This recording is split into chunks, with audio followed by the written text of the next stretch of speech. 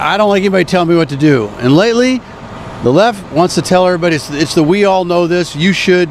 Stop telling me what to do. You go do it. You want to support stuff that the government should stay out of? You go do it. No one's stopping you from paying more taxes. All right, everyone, hold on to your seats because this story is one for the books. Tim Allen, the Hollywood legend, comedian and cultural rebel, has done it again, and this time it's driving woke Hollywood insane. Whether you're a fan of his razor-sharp wit or his fearless approach to tackling tough topics, there's no denying that Tim knows how to spark a conversation and a controversy. So, what did he do this time that has everyone talking? Trust me, this one's a wild ride. Before we dive into the details, don't forget to hit like and subscribe to stay updated on stories that challenge the status quo. Did you just subscribe? Awesome. You're part of the movement now. Let's get into it. If there's one thing Tim Allen does best, it's speaking his mind. And his recent tweet is the perfect example. In just a few words, Tim managed to ignite a firestorm, asking a question that hit right at the heart of woke culture. What does the face of woke even look like? His answer: a tongue-in-cheek jab at the internet's keyboard warriors, those faceless critics who seem to thrive on outrage. I mean, first of all, he wants to know what the face of woke look like, and here's what I picture. These trolls that hide behind their computer or their screens and their laptops and their keyboards, because those are the people that complain the most, those whose faces we do not see. It's actually disturbing on a fundamental level. It's gotten to the point where literally there's part of me, a deep part of me, that just, F it, bring it on. If you want to cancel me, go ahead. I mean, I can't. The reaction? Instant chaos. Twitter mobs mobilized, hashtags trended, and cancel calls echoed across social media. But here's the thing. Tim Allen has never been one to back down. Instead of retreating, he doubled down, saying, "If you want to cancel me, go ahead. I'm not changing who I am." This unapologetic attitude is a masterclass in defiance, and it's why Hollywood just can't figure out how to handle him. Let's rewind to another moment that perfectly captures why Tim Allen remains an unstoppable force. While enjoying a family trip to Disneyland, he overheard a young teen casually questioning if he was pansexual because he liked skillets. Now, only Tim Allen could take a bizarre comment like that and turn it into comedy gold. Not a toy. You are a toy. Oh. But of course the woke crowd didn't find it funny. Accusations of insensitivity poured in. Did Tim cave? Absolutely not. Instead, he joked, "If we can't laugh at ourselves anymore, what's the point?" Moments like these highlight Tim's ability to turn everyday absurdities into cultural commentary, and why he continues to resonate with fans who are tired of walking on eggshells. One of Tim Allen's most defining traits is his refusal to conform to Hollywood's unspoken rules. Remember Last Man Standing? The show was a ratings juggernaut for ABC, second only to Modern Family. But despite its success, it was abruptly cancelled. Why? Because Tim's character dared to be a likable conservative, a narrative that didn't fit Hollywood's agenda. Tim described the cancellation as a shock, not just to him, but to the entire cast and crew. "We thought we were at the top of our game," he said, "and then just like that, we were gone." But here's the twist. Fox quickly picked up the show, proving that Tim's audience isn't going anywhere. If anything, the controversy only strengthened his connection with fans. Do you still enjoy stand-up, my friend, as much as you did in the early days? There's moments that it's more. It reminds me of my anarchist background. Let's talk about Last Man Standing. Congrats on this. No, thanks very much. I watched it when it was on ABC. Right. And then all of a sudden it wasn't on ABC. Tell the 300 of the crew and everybody the same thing. We're all going, "This is the best show I've ever been on." What? We're off the air. We all thought we were at the top of their game at ABC. Who knows how networks work? I don't know, but it was dropped. Ready in 10. Hey, come on here. Touch anything. Right, and I don't like gum in there too, but all right, when we're driving around, what do other people do when they see us? They do this.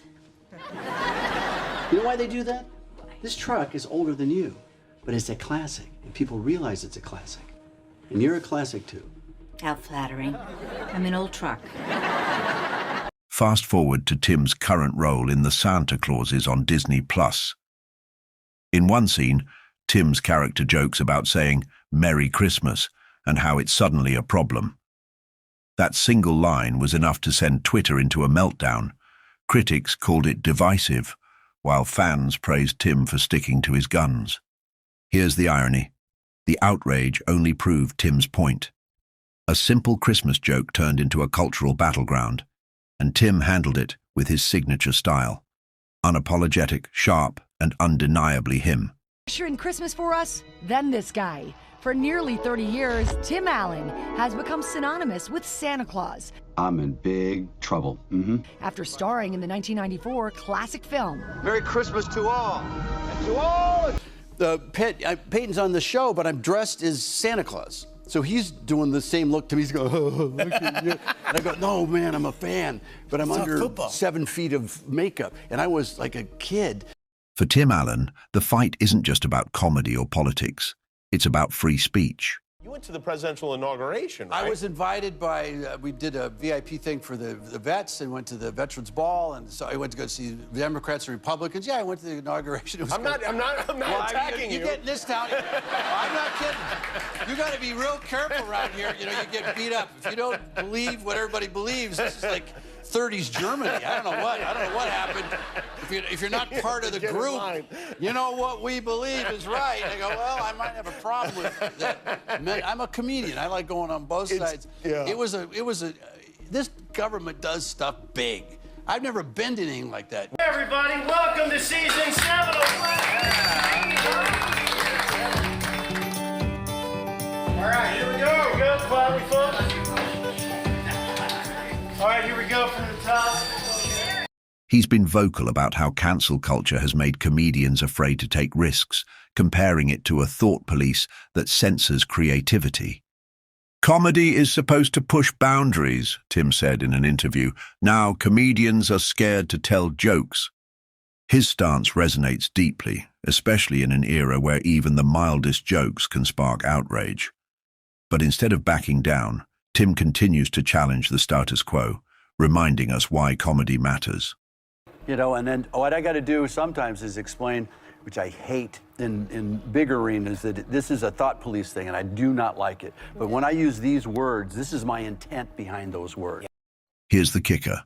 Hollywood has really tried to cancel Tim Allen. From firing him as Buzz Lightyear to pulling the plug on his shows, they've thrown everything at him. Started stand-up comedy in the 80s. And Leno says hi, by the way. Oh, Jay Leno, my boyfriend. Yeah. And still, you're still doing it, right? 44 Cities just finished. See what I mean by the hardest working man. But Tim's resilience is unmatched. He's proven time and again that authenticity and loyalty to one's principles can outlast any manufactured outrage. When Disney replaced him as Buzz Lightyear, fans were outraged, but Tim didn't let it faze him. Instead, he focused on what mattered, creating content that speaks to his audience. What makes Tim Allen untouchable is his authenticity. I do use some provocative words, but I tell them it's words I really got from my parents. Yeah. You know, they said this stuff, and we talked about it. I can't even say it here. I can't even point to it. Yeah. It is an alarming thing for comedians, but my act has really been about family and kids and growing up anyway. But I was going to say, if I do some stuff. The women in my life were, whatever political party it was, always they hated the government and who's going to pay for it. Yeah. They always argued about that over vodka. In a world where so many celebrities play it safe, Tim stands out by staying true to himself. He doesn't bend to the pressures of political correctness or cancel culture, and that's exactly why his fans love him. Tim Allen's journey is a masterclass in standing your ground. Whether it's challenging Hollywood's hypocrisy, poking fun at woke culture, or simply refusing to be silenced, Tim is proof that integrity and resilience can outshine even the loudest critics. Now, it's your turn. What do you think about Tim Allen's fearless approach? Is he the voice we need in today's divided world, or do you think he's pushing too far? Drop your thoughts in the comments below. We want to hear from you. Before you go, don't forget to hit like and subscribe to stay updated on the stories that matter most. And if you enjoyed this deep dive, check out this next video. You won't want to miss it. Thanks for watching, and remember, comedy, truth, and resilience will always have the last laugh. See you next time.